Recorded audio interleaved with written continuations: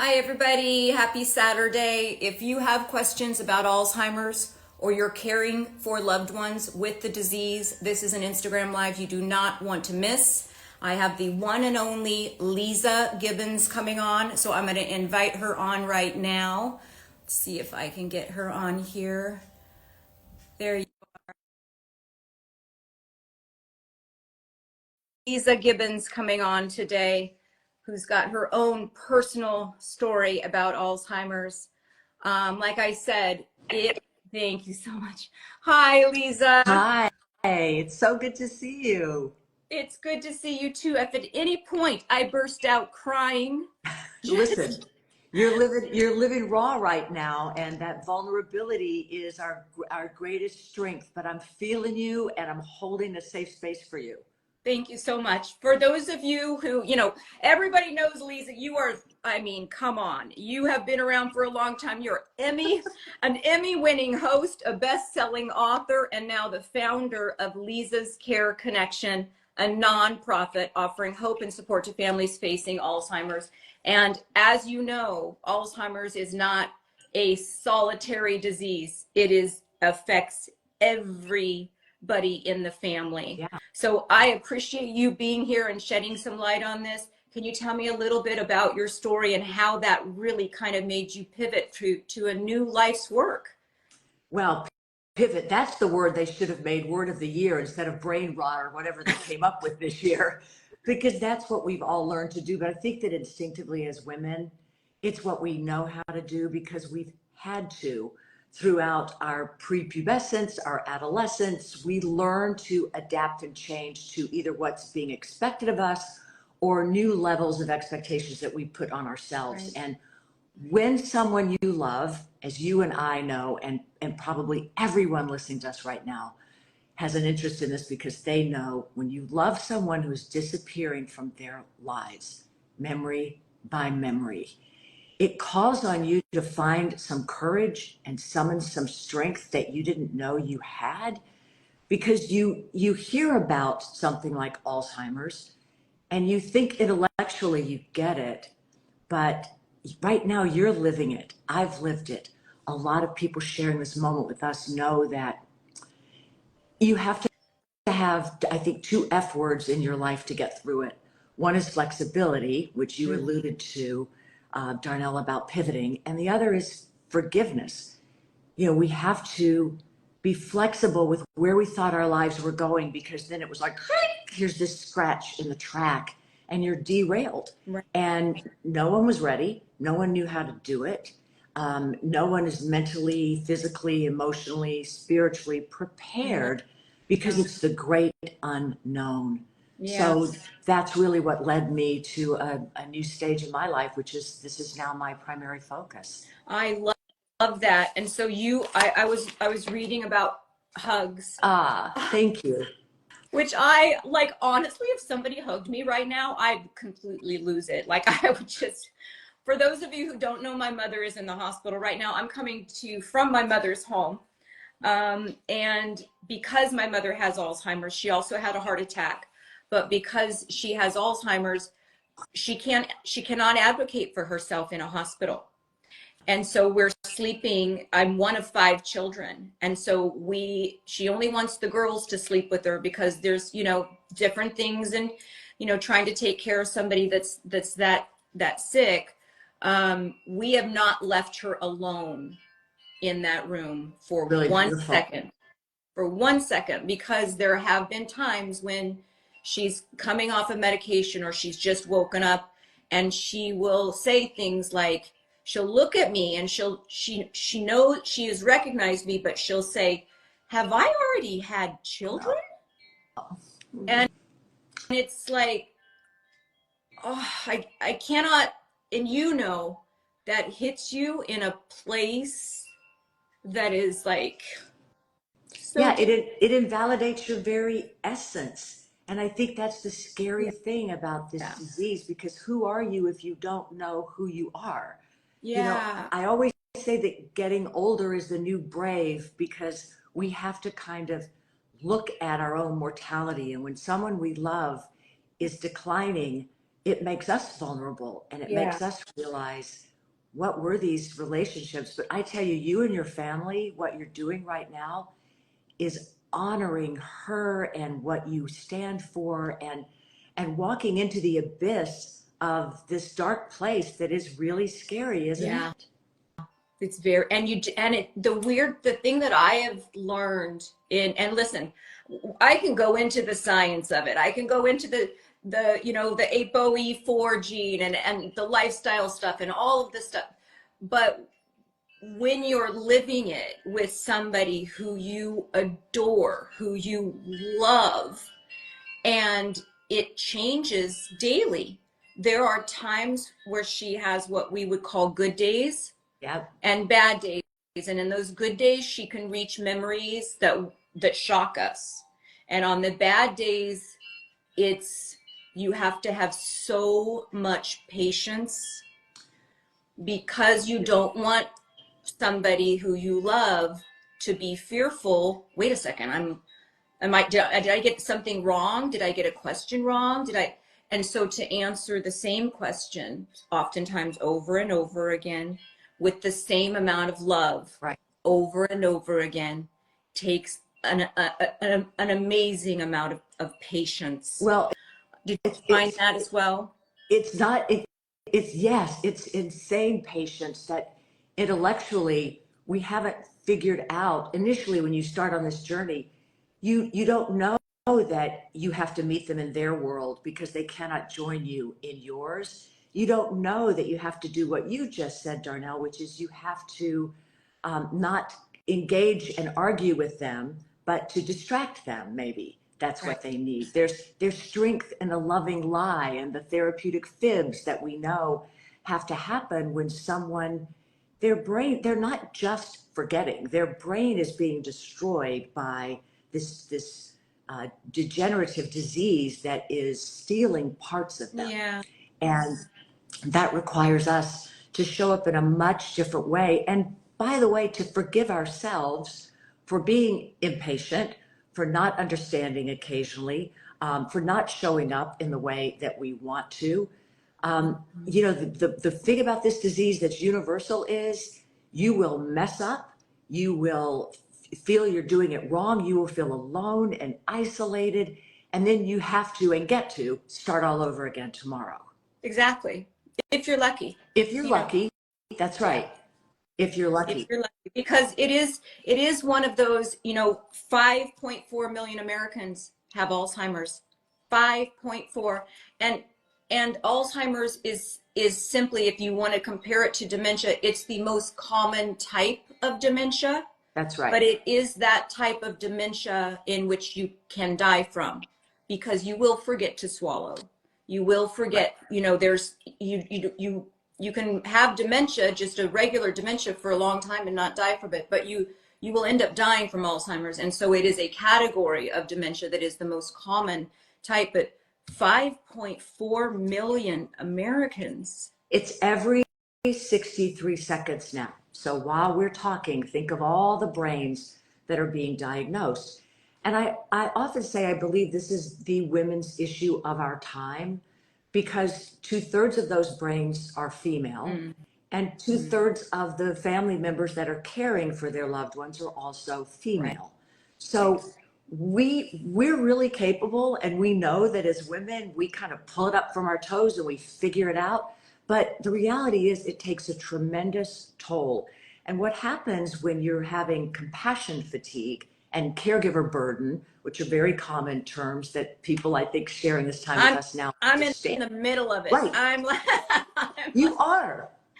It is. You can have compassion fatigue. There is caregiver burden that will affect our health. It does. And not only affect your mental health in the moment, but it actually puts you, the family member who is the only thing you're doing is loving and caring for someone you love, but it puts you in a direct line to fail and die faster than your diagnosed loved one. Yeah. So there's all that eye-rolling wisdom to say, oh, you've got to take your oxygen first and you've got to practice self-care.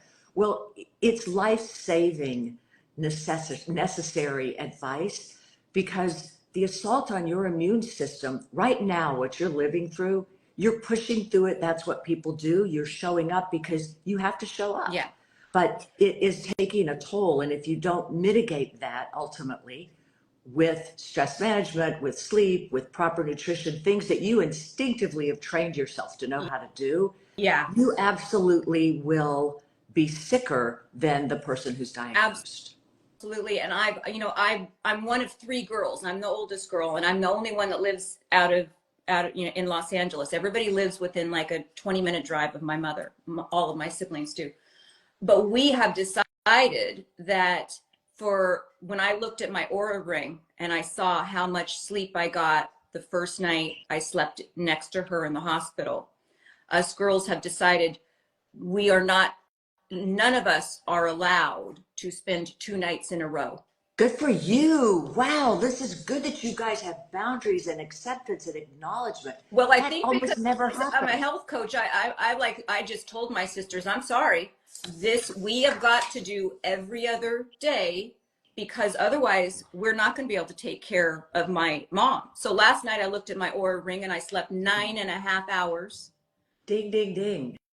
But the day before that, when I slept with my mom, it was 3 hours and 48 minutes. So to do that 2 days in a row is not getting me, my mom's not getting the best version of me to be her advocate while I'm there. Right. So I need that rest so then I can take care of my mother again. And there's a lot of families, though, that don't have multiple children to be able to do that. And so it's just all on them. So I'm loving what you're doing here. Can you tell me a little bit more about this? I just dropped, Yes. but you go ahead. Sorry. You're the best. Thank you for asking. Yeah, I because of what we've been talking about, we know that people can't journey down this path alone. It's just impossible. And I know people may be saying, yeah, but I've got no one. Okay, here's how you've got someone. We created a program called HUGS, which stands for Helping You Grow Strong. And basically, it takes people who have I call them FCTAs, former caregivers turned advocates. They're people who get it. They speak your language. They're in your sisterhood or your tribe. They know they have stood where you stand now. So they've got street credentials. Yeah. And we put them through a little curriculum just to help them train their ability to be comforters and carers and empathetic listeners. And basically think of it as your own personal care crew, your own mentor, your ambassador, your coach. And you can text with them, call them, email them, meet them in person, whatever feels good to you. Maybe you're just having a freak out moment. I'm sure that's relatable to a lot of us, where you're just like, I am unraveling. I can't get through. It's 2 a.m. I'm not going to make it till 3. That's the time when you may just reach out and someone will talk you off that ledge. And maybe that's it. Yeah. But maybe you become best friends with this peer-to-peer mentor. And it's so important that it's a peer, that it's someone who understands what you're experiencing. When we created Leeza's Care Connection, that was the impetus for it. We created in the world. I thought, what do I wish we had? We wish we'd had a place where people get it, Yeah. where they know what we're talking about, where they don't think we're nuts, where we feel we can take the mask off and cry or scream or, punch a bag or whatever we need to do, where that's okay. Yeah. And so that's why we created Leeza's Care Connection. And then within that is HUG. So wherever you are in the country, you can get connected with a HUGS mentor to help you through. It's a lifeline. It's somebody just to be there for you. It's so important. I've got my siblings to lean on, and we've really come together for my mom, but I can't imagine, I'm one of 5 kids, and I just can't imagine if we were half our size, if we were half the amount of people that could come around my mom. And so I feel like this is so very important. And because women are the main caregivers, I don't know how that freaking happened, other than I think we're much stronger than men. But we have become, not only do we grow human beings in our stomach and are the main people that are raising them, but we're also in that sandwich generation where we're raising kids at a much older, age than it was when we were when we were younger, because the world has gotten more complicated, and now we are caring for our ailing parents as well, and it is a lot to Yeah. carry. And there was some sort of thing that I've seen, all the things that women carry. It was going through the internet recently through social media, and it just had women carrying bags of stuff, and I often think of that metaphorically of like, absolutely, that's what we And do. take more on. And to your point about why does it happen, I think in a way we self-select because we are our DNA built into us nurturing and caring. It's built in. Not to say that the guys out there, we're not dissing you, but we just have it accessible to us. Right. And then we're also recruited. Like, and some of us, the last thing nobody has a dream of my happily ever after is I want to be the world's best caregiver. You don't. That's too much emotional baggage to take on, especially when you don't even know. So you get recruited kicking and screaming into this army, and it takes you a while of resistance before you can kind of get to acceptance. And that's fair and that's real. But I think the other piece as women is we're very used to achieving. We get things done, we make it happen. It's like, give us a task, we're going to delegate it or take it on ourselves. We're going to create, we're going to make it, we make memories happen. We create careers, we nurture our children, and we mentor our friends, and we take care of our bodies and our souls and all of that. But after a while, you have to stop achieving and start receiving. If you are a caregiver, you have to receive support from others. You have to receive forgiveness from people. You just have to kind of exhale knowing that your next breath will be supported. And I want to make sure people get that.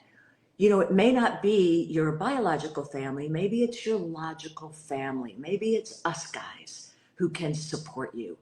And I think one of the things that happens with friction, like you're on the same page with your siblings, you guys have got, you're a self-contained care crew, you're doing it.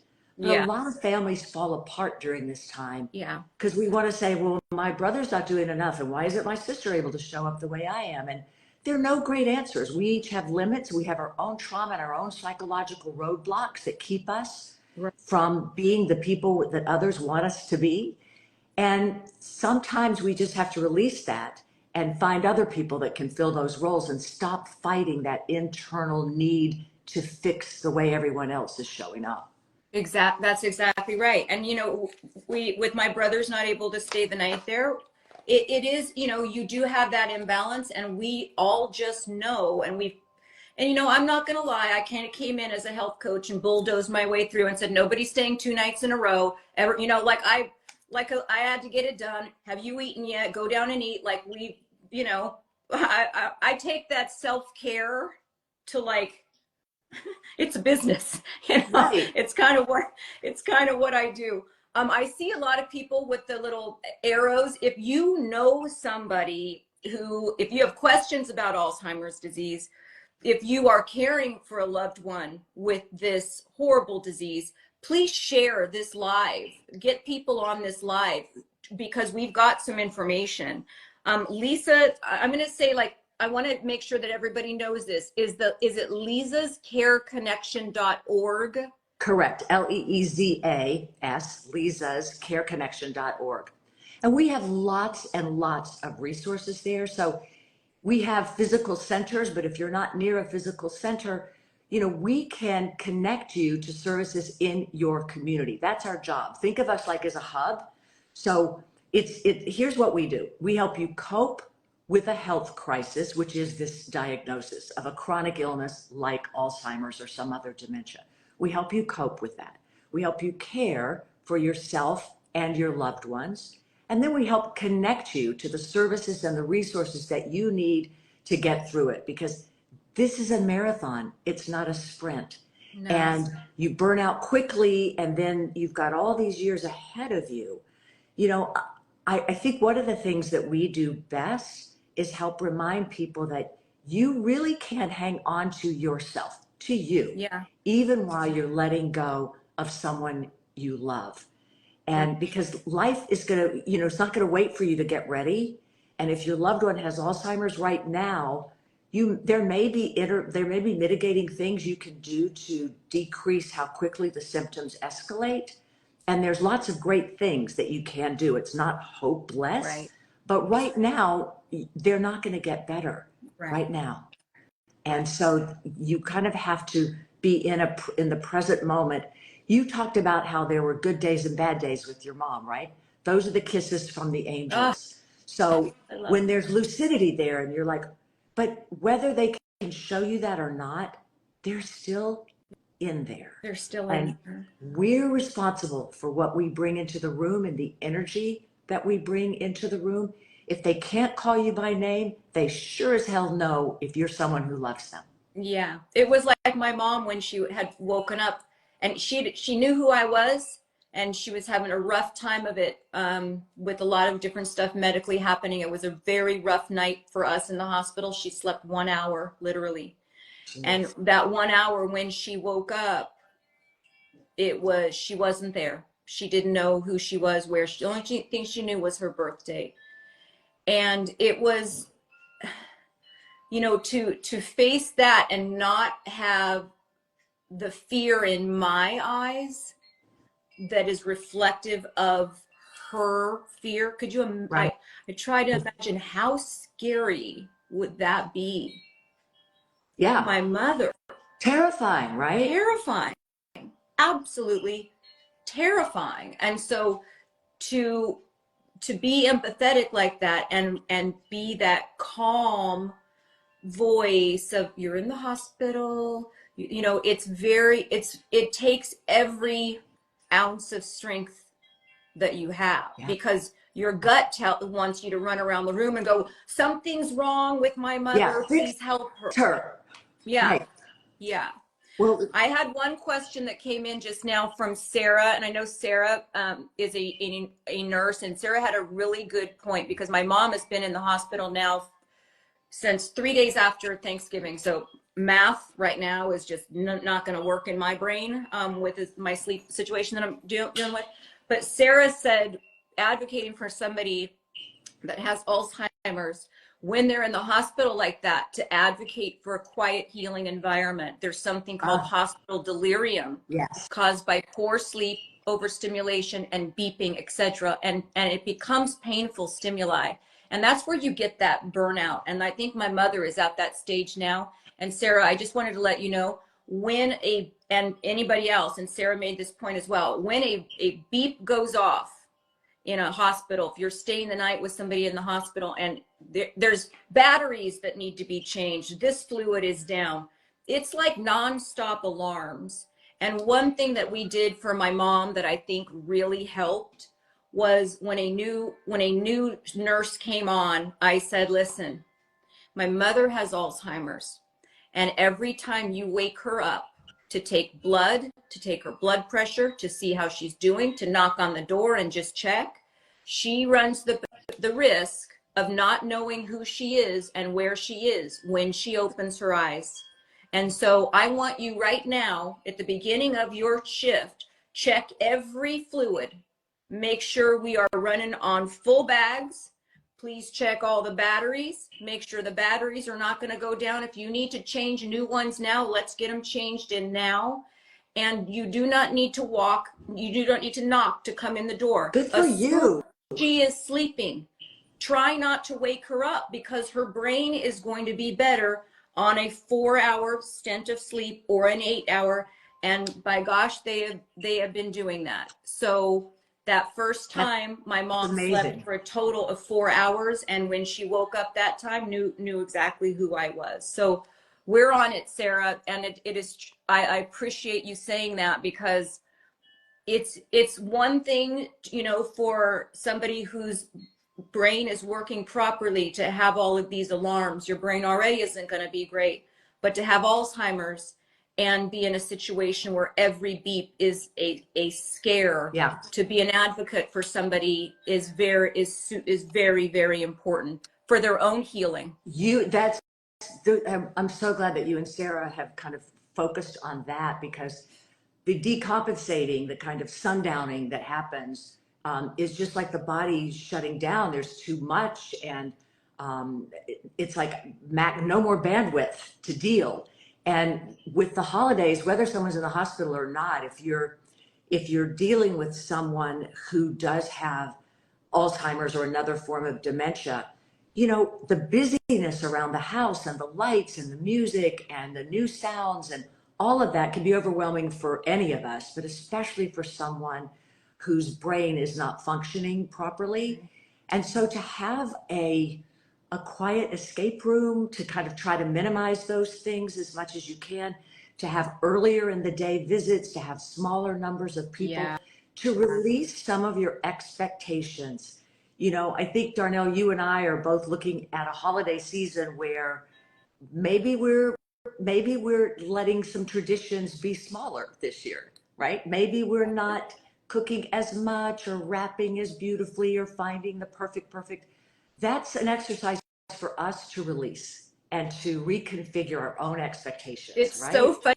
funny that you say that, Leeza, because it's the first, you know, I was home for 48 hours. So I've been gone since the Tuesday before Thanksgiving, made 11 pies here because my mom doesn't follow a recipe anymore. So I've never made 11 pies in my life, just raising my hand saying, that's amazing. I've learned them from my mom. So it's like a fourth generation now. I'm teaching Sweet. my daughters. But I make all the pies here for my mom. And so she can come down when she wants, be a part of it if she wants, but it still gives her that sense of tradition Yes. without the stress of her needing to do it. So I come early for Thanksgiving and I did all of that. And then I also have a daughter who's struggling with addiction, whole other subject, looking for an expert on that as well. And so I went up to Northern California to be with her for a couple talk about sandwich generation. No kidding. You are just, I mean, we are sending you so much positive energy right now because you really need to receive that. Bless your heart. But my daughter is doing great. She'll be 6 months sober tomorrow. She'll get her 6 month chip. So very proud of my daughter. But that's when my mother had a heart attack. So I came back here and I've just been gone. And I told my siblings, I said, I need 48 hours to get back to LA, throw the Christmas tree up, try to make some sense of normalcy for my family, and then I'll be back in the car again, which is exactly what happened. It's the first year that I have done a store-bought, you know, Gelson's Market does the big turkey and all the fixings. I normally make everything from scratch. This year it was like, nope, I'm ordering all of it. It'll be in the refrigerator for me to heat up whenever I get back home. It will be fine. But even for my mother, who normally holds a big Christmas here at the house, and then we go out to the farm where she grew up, she moved there in 1945, and we have somebody in the family dress up as Santa and comes in the house and passes out. It's a big tradition that we've always had.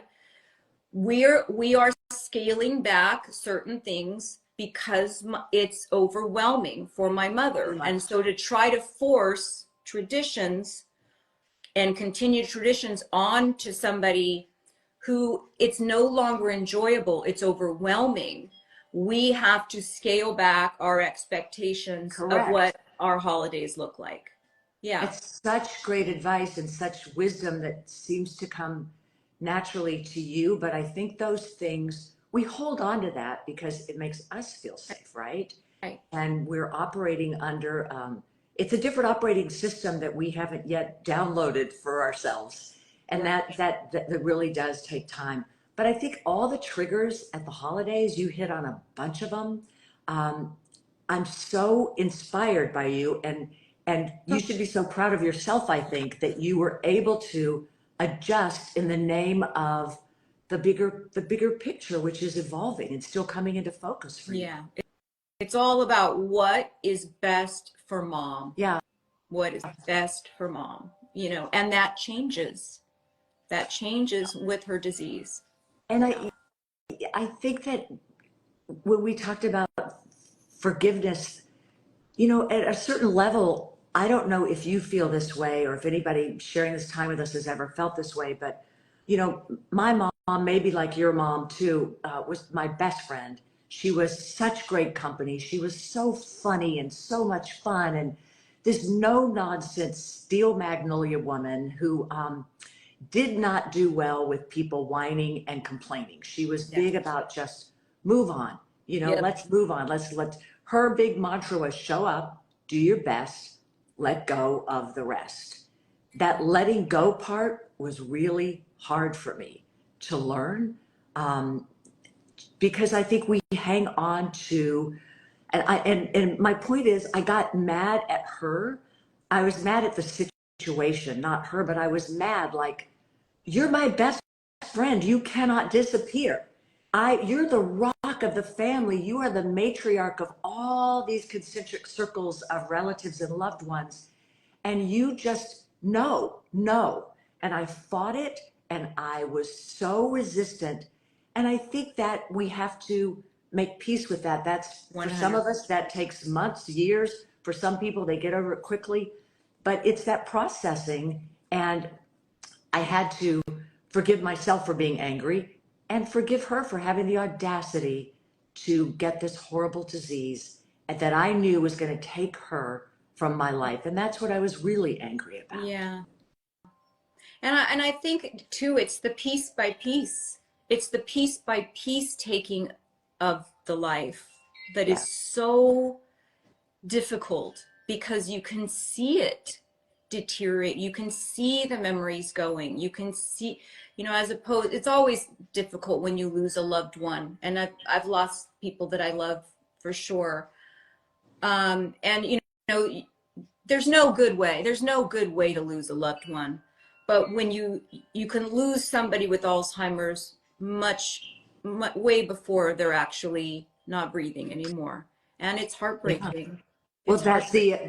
that's the anticipatory grief, which also weighs on us physically, and it begins to eat away at our reserves, right? Yeah. And so I just love that we've talked a bit, and that your entire essence is about self-care, because you talked about sleep.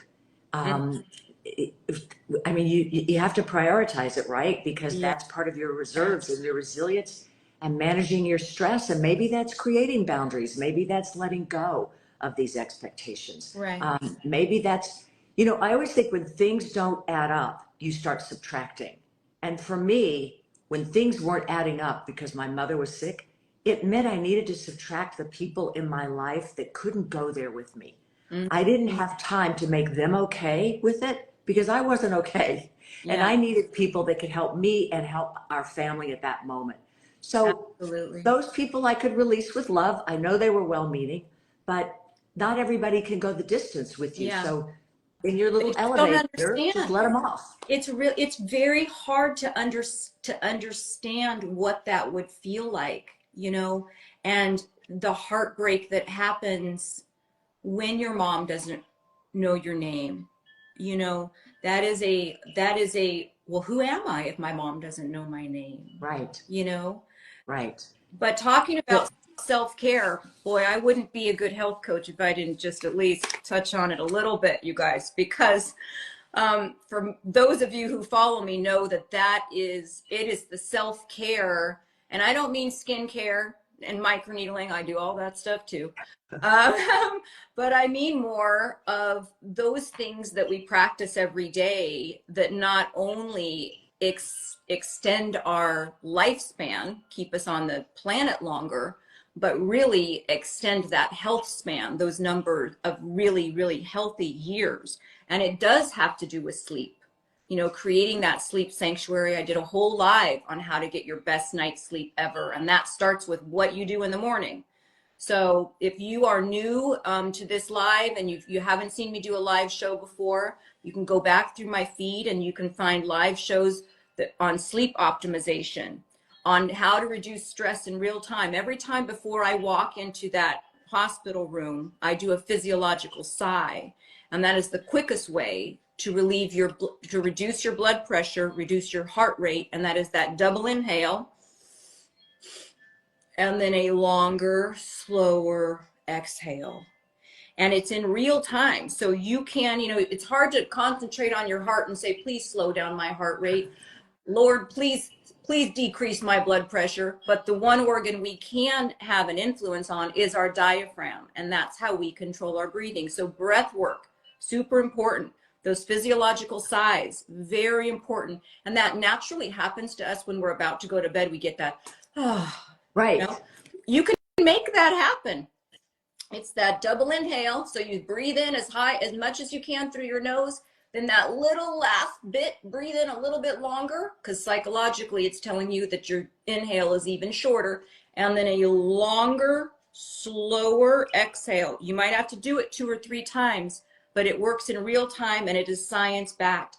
Those kind of things, the sleeping, the eating processed food, when you are in crisis, everybody, your body is not telling you to grab a piece of broccoli. It just doesn't. When you're in crisis, you are going for that feel good stuff, the stuff that lights up those pleasure zones. And so you're grabbing that cupcake and that candy and all of that. But if you fight against that, your anxiety is going to be a lot less. Your depression is going to be a lot less. Your mood is going to be better. Your sleep is going to be better. Your stress, it's all connected. So anytime you can move, anytime you can stretch to release those toxins, get your good night's sleep. Make sure that you're eating a lot of vegetables. You're taking all of those stuff. You're not depleted. You are not dehydrated yourself.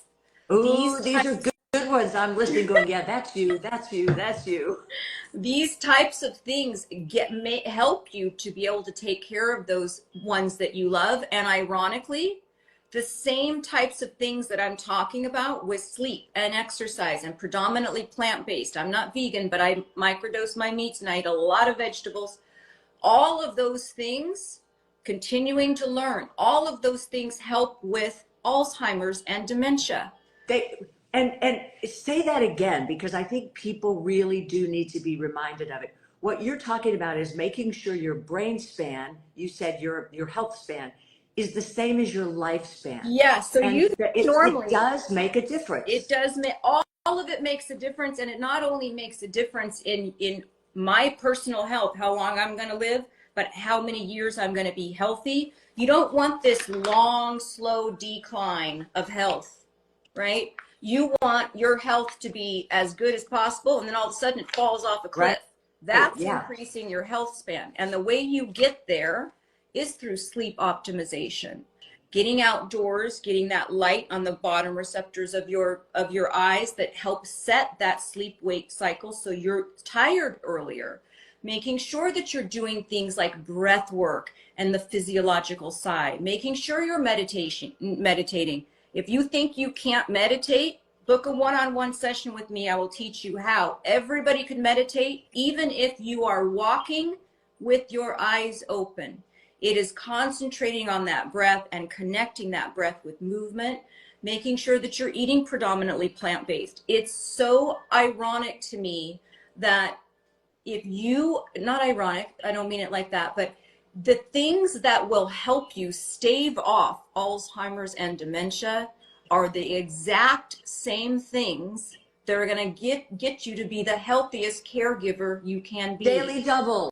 That's it. That's it. And I think that there's a lot of feeling of hopelessness and helplessness. Yeah. And this gives you back the power of your own health journey, which is, you often hear, well, how did so-and-so get it? They're brilliant. Or, such an amazing person.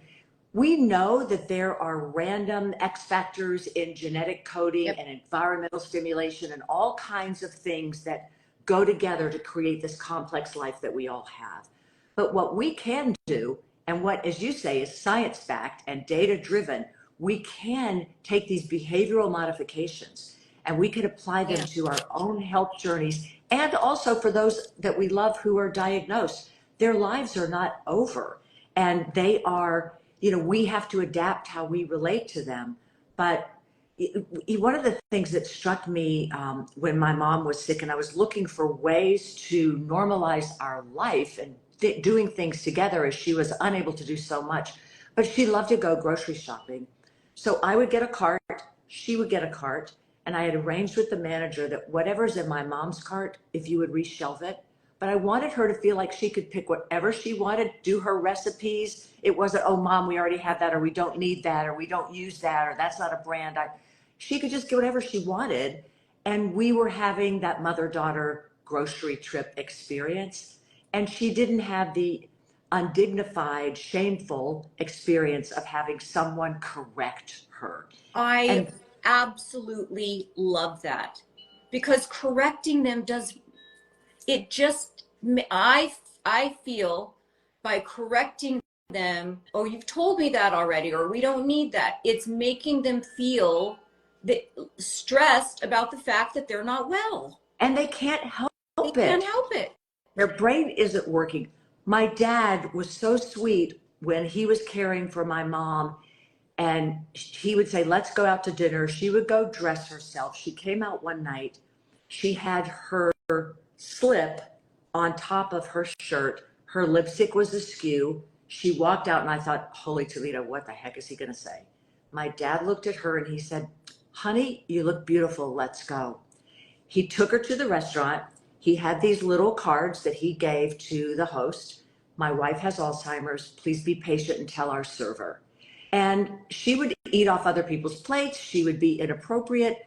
But there were loving people who'd been let into the story to try to destigmatize it. And I know that won't work for everyone, but it worked for a time for my family while he was able to adapt and while she was declining. I love that. I love that. And that takes a lot of patience and a lot of love. To not correct somebody takes a lot of patience, and to answer the same question over and over and over, a lot of patience. If you are at our website, leezascareconnection.org, it's organized in ways where there's stages, like I'm new to caring, I've been at it for a while, my loved one is this and that. So you'll find yourself there. But there's also a little reminder of the caregiver, what we call the Caregiver Bill of Rights. And it's what you deserve. You deserve to have a gold star. You deserve to raise your hand and say, I can't do it anymore. I've had enough. I need to go screw, whatever. But also reminders of just what you were saying, which is, distract, don't argue, all those things, Right. little one-word tips to help you kind of get through your daily activities. And that's all on the website? That's all on the website. There's so much good, juicy stuff there. Wherever you are in the world, let us help you. Let us give a warm handoff to somebody in your neighborhood. Because when you're in grief, and you alluded to this, Darnell, when you're under stress and you're in grief and you're overwhelmed, you can't be your best resourceful intellectual self because you don't have that capacity. Your brain is on, it's just haywire. So let someone else say, here's the 1, 2, 3 of it all. Let's give you a plan. We're going to hold your hand. We're going to help you through, not to take you out of the driver's seat, but to give you a co-pilot, right? To come up with a care crew to help you through it. Yeah, I think that is so important. I think the work that you are doing here is so important. I mean, it's just amazing. It really is. So I'm going to, when I post this to my main feed, Leeza, if you would like, I can invite you as a collaborator where they live on your feed as well. And I'm going to put in the caption the leezascareconnection.org/hugs. I'll put everything in there that we will need, but there might be some, look, you've got upcoming training for people who have, some people are just born to be caregivers and they've been through this experience, and to be that kind of helping hand to another human being is such a way to give back. Oh, it's our highest form of humanity, and there is great strength in our vulnerability. And that's what we find as a community. Once you can, what did you call the exhale? The physiological exhale? It's the physiological sigh. It's that inhale. Listen, everybody, if there's some stressed out people right now, this will literally change your health. If you can remember to do it. Yeah. When you are in a high crisis mode, inhale through your nose, suck it up a little bit more through your nose, and then a longer, slower Exhale through the mouth.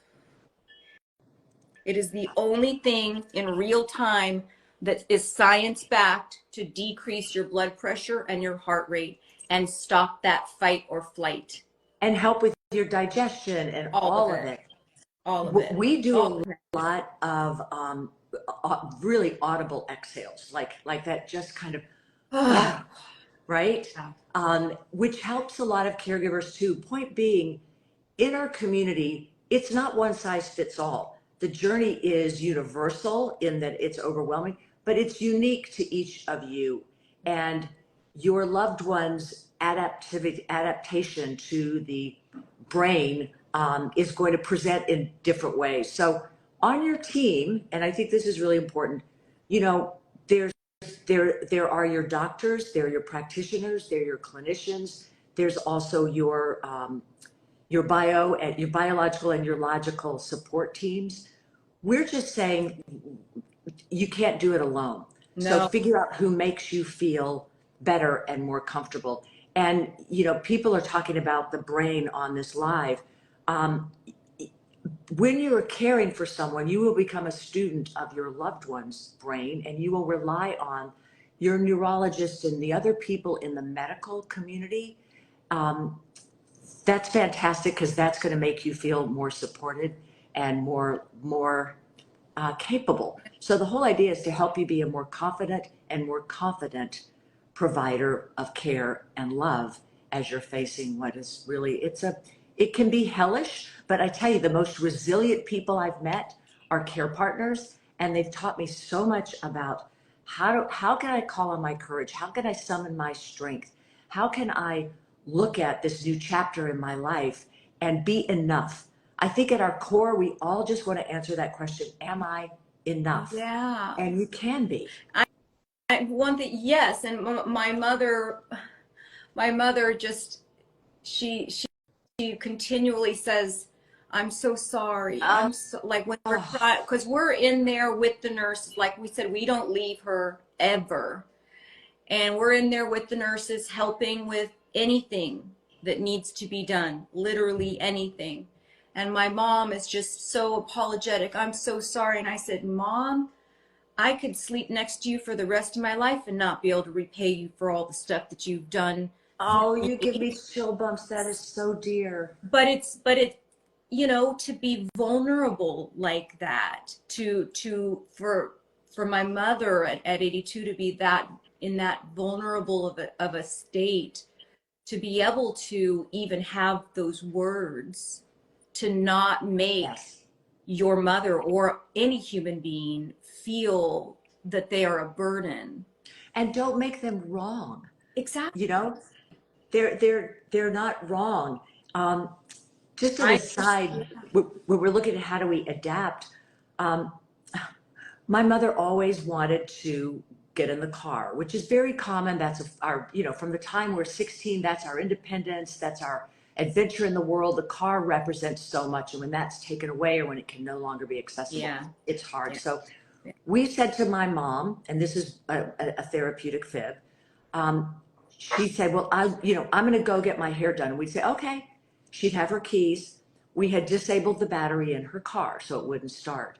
And she would say, "Ah, I've got to call the mechanic. The car, you know, that darn car is not working again." And we'd say, oh, okay, let's put that on the list. We'll call. Well, she would forget that. And the next day it would start over, but she wouldn't remember that she had failed to go out in the car. She carried her car keys around for years. And it made her, we didn't have to say, you can't drive, Mom. It's not safe. We can't let you in the car. All those preachy things that are true. We found that way around it. Now, again, won't work for everybody, worked in our I family love at that that. particular stage of her disease. Yeah. I really love that. There were some questions that came up and some comments, and so Lorraine Ann 1954, I don't want you to think that I didn't see all of your comments come up. She had, her father had Alzheimer's, and yeah, the human touch, they found out for sure. Just touching helps. There was a lot of comments that came. Lorraine, my heart's with you. Her dad had Alzheimer's and lived with her for a while, so I wanted to make sure I didn't want you to think that I was ignoring. We were just For craft's sake, that's amazing that you're strong, that you're standing your ground. So thank you for that. Okay, so Lorraine said, I've never made it like you. I've never made one pie in my life. I'm with you, girl. I feel you. Sarah said also recommend bring in things from home she recognizes, take a family picture to set up in the room. Sarah, that's a great idea. My mom has got so many photos here. That is a great idea. I'm going to bring a family photo to the hospital, a blanket from her room, etc., to replace that painful stimuli.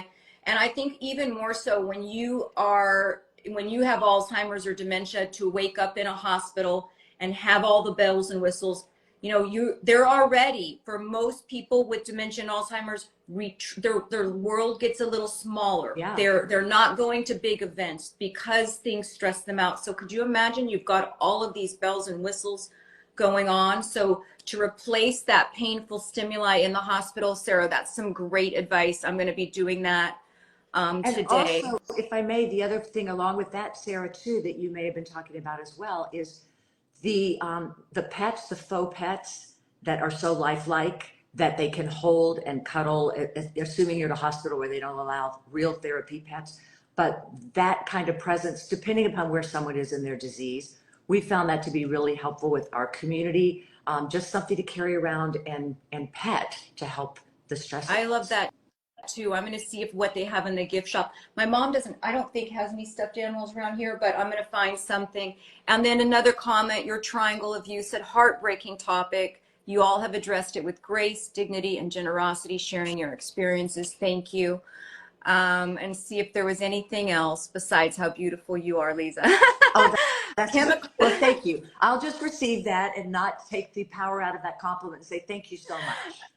And then we had another comment by Jennifer Ann Rose. And Jennifer, this is one of the things that we can, listen, if you are somebody that has Alzheimer's in your genetics, in your genes, that APO4 is the genetic component, you are not destined because of your genes. There's a lot of things that we can do, and they have discovered this by taking two twins, both of them with the APOE4 gene for Alzheimer's, and having them lead entirely different lifestyles, and one ended up with Alzheimer's and the other didn't. And what Jennifer Rose is saying, chemicals in foods and exposure to heavy metals, that is absolutely correct. That is why if you can, and I know it's a different price point, but if you can eat organic foods, any sort of organic foods that you can get, because pesticides have been linked to dementia and Alzheimer's as well. So my mother lives in the middle of 20 acres of grapevines. I grew up on a farm. We had crop dusting back then before anybody told us. Yeah. So I have been exposed as a young child to all of this. My mother still has been exposed. And so did that contribute a little bit to her having Alzheimer's? It's hard to say, but anytime that you can have those lifestyle hacks, which I preach about all the time, you guys, scroll through my feed. There's something that you will learn, because as a gerontologist and a healthy aging coach, I cover a wide range of topics, but your food can be medicine. Your food can also be poison. So exposure to those chemicals and heavy metals that we're getting through our foods and through our environment is very, very important as well. I just want to see if there was anything else. I'll tell you who's doing a lot of work in that zone that maybe people here who are joining us have heard of, Dr. Dale Bredesen.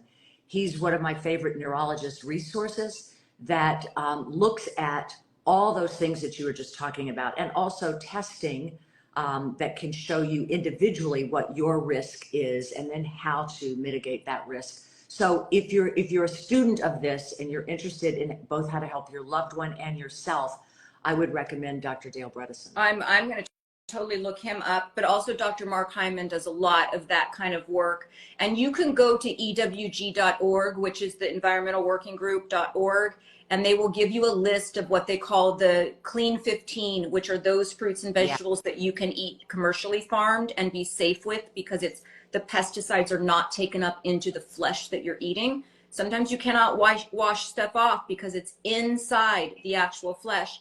They also have the Dirty Dozen, which are those fruits and vegetables that you want to steer clear of unless you grow them yourself or you can find them organic. Our food plays a big role in any disease that we get. Yeah, And then inflammation based, right? information. You had Inflammation is a big inflammation. core. Inflammation is the root cause of almost all Yeah. age-related diseases, including Alzheimer's and dementia. So yeah, there's a lot. Our gut, smoking, eating, diabetes, how big you are, sugar intake, carbs, exposure to environment. I mean, there's a lot that goes into all of it. It's all connected, which is what I try to coach a lot. If you think that what you eat doesn't affect your sleep, you're wrong.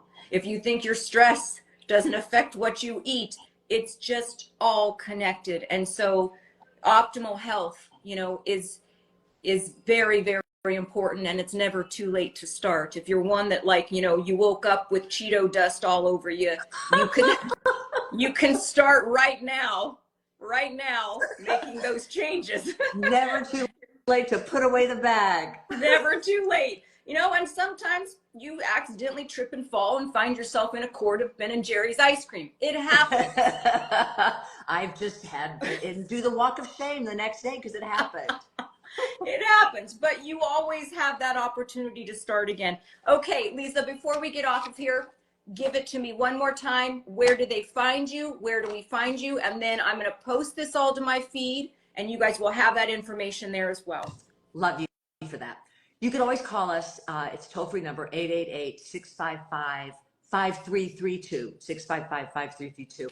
If you have the on your phone where it shows you the letters and the numbers to correspond, it's okay Leeza. So those are the numbers, 888 okay Leeza. But it's leezascareconnection.org. And if you are interested in a mentor, you'll see a pull down for hugs, helping you grow strong. The website's easy to navigate, but I hope what you get is just this feeling of, oh, they speak my language, they know me, they get me. And you'll see we're an energetic, loving, non-judgmental, all-inclusive support community. So we'd love to be there for you wherever you are in the country. We'd love to help. Thank you. This has been you're just a wealth of knowledge, and As are you, my goodness. I can feel your empathy and I can feel your love, and you're just a bright, shiny human being, and I appreciate all the work that you're doing to help people out there that really need your help. That's how I feel, and I'm sending your mom all of our positive energy and love, and to you and your family as you walk this part of the journey. All of us are here with hugs for you. So big love to you. Thank you. Happy holidays, and thank you for inspiring us to slow down, scale back. That's good. Okay. Thank you, Leeza. Lots of bye, everybody. love. I'll post this right now. Make sure you share it with your friends, okay? Thanks, Thank you, Leeza. everybody. Appreciate you. Bye.